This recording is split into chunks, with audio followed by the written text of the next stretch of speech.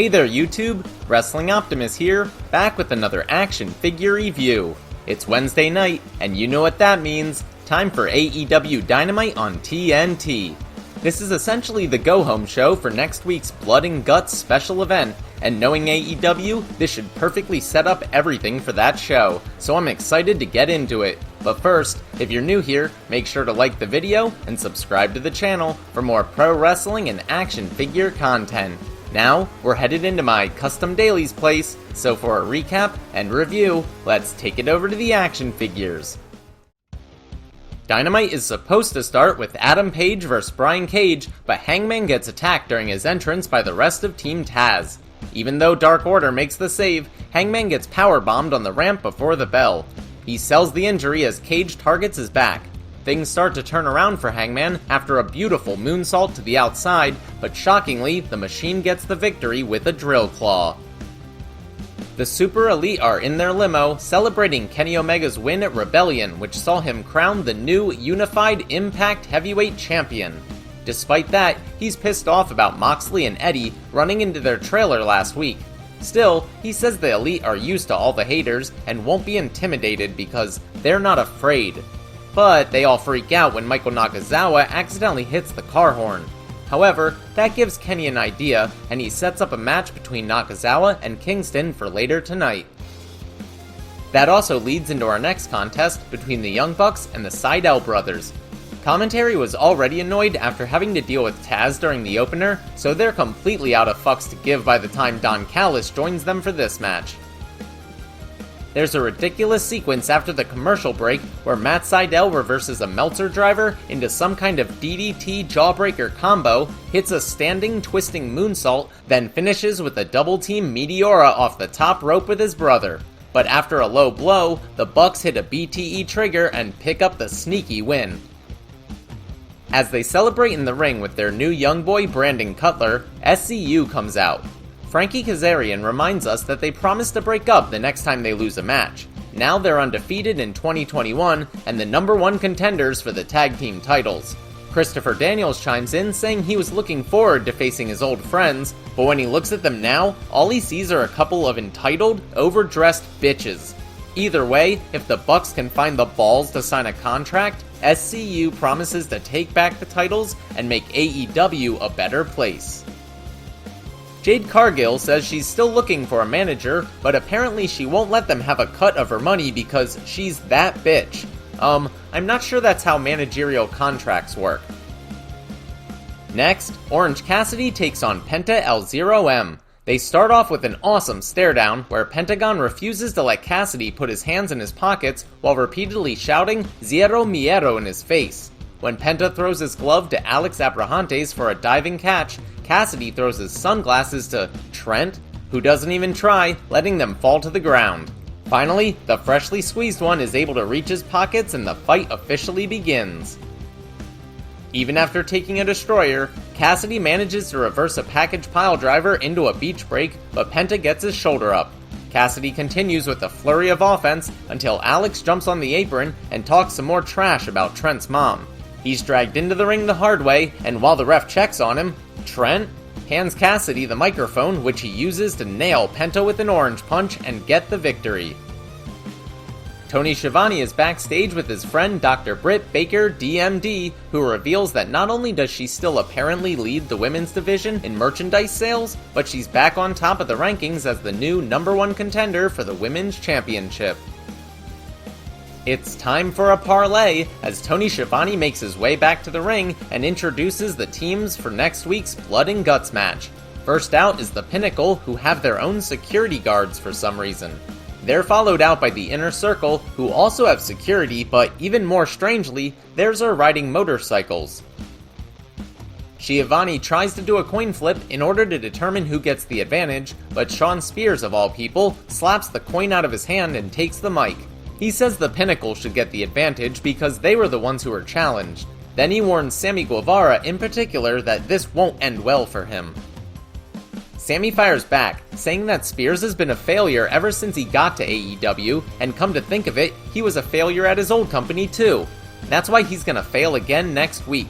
And if they want the advantage, fine. In fact, Sammy will even start the match because he's ready to fight everyone.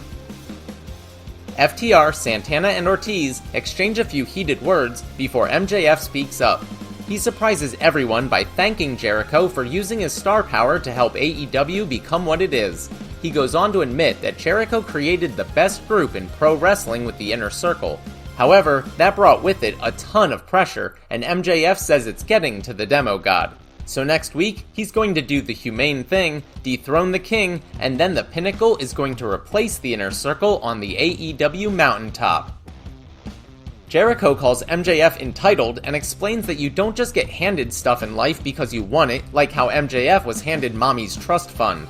You gotta earn it like he did, busting his ass around the world because that's exactly how he made it to the top.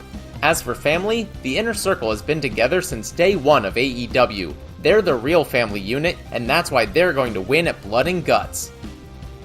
Michael Nakazawa is already in the ring when Eddie Kingston comes out and says he's not doing this sports entertainment bullcrap. He calls out Kenny, who tells him that Eddie needs to go through Omega's goons before he gets a shot at the champ. Nakazawa attacks him from behind with a computer keyboard, but Eddie quickly knocks him out with a Snapdragon suplex and a spinning back fist. Kingston threatens to Pillmanize Nakazawa's ankle, but Kenny doesn't care because he has other goons. Nonchalantly, he calls for Brandon Cutler, who comes flying out of the tunnel as if he was thrown. He's followed closely by an irate Jon Moxley. He throws Kenny in the ring and chokes him out as Eddie wraps a chair around Omega's ankle. Don Callis pleads with them before finally agreeing to a tag team match next week, Eddie and Mox vs. Kenny and Nakazawa. Backstage, Taz brags about Brian Cage's victory earlier, then calls out Christian, who magically appears from off-camera. He basically accuses Taz of being washed up and says that he's living off the success of his team because he can't wrestle anymore. But Christian can, and that's his focus right now. Meanwhile, he warns that one day, Team Taz will realize they're a lot better off without their leader. In women's action, Penelope Ford takes on the Galaxy's greatest alien, Chris Statlander, in a feud going all the way back to the Arcade Anarchy match. Towards the end, Kip tries to interfere but gets stopped by Orange Cassidy, allowing Statlander to hit the Big Bang Theory for the win. Ahead of his match later with Darby Allin, Ten explains why the TNT Championship is so important to him. It represents Mr. Brody Lee, who brought him into AEW, so tonight, he wants to be the one who brings that title back to the Dark Order. QT Marshall's new group, The Factory, seems to have commandeered the Nightmare Family's tour bus for their entrance as they take on Dustin Rhodes, Billy Gunn, and Lee Johnson. After a commercial break, Johnson hits an amazing corkscrew plancha that takes out everybody, but he's sucker punched by Anthony Ogogo while the ref's back is turned. Billy takes a punch to the gut as well before QT rolls up Johnson to steal the W. The Factory heads out the tunnel as QT yells about Cody into a camera. He gets distracted by the crowd booing him and ends up getting attacked by the rest of Gun Club. He gets away though and runs back to the tour bus as his lackeys beat down Austin and Colton. However, Cody is waiting for him and the two brawl into the parking lot as a crowd of wrestlers forms around him. They fight to the top of the bus, with Ref Aubrey in tow for some reason. Cody stands tall, and this sets up a match between the two next week.